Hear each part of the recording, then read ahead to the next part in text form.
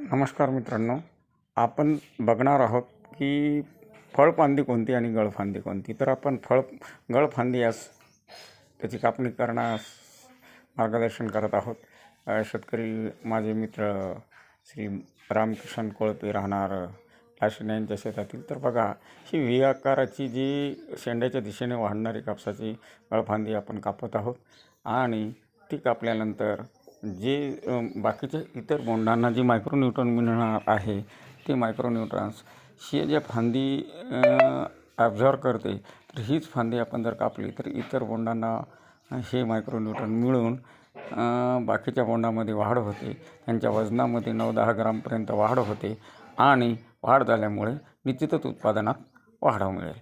मग याकरता ही जी गळफांदी आहे ते दोन्ही साईडला राहिल्यामुळं तिथं एक अडचण निर्माण होते आणि ते पाऊस किंवा आर्द्रता जर असेल किंवा दव साचत असेल पानावर आपल्या फुलावर, तर ते पात्यामध्ये न थांबता बुरशीनाशकापासून सुद्धा बचाव होतो.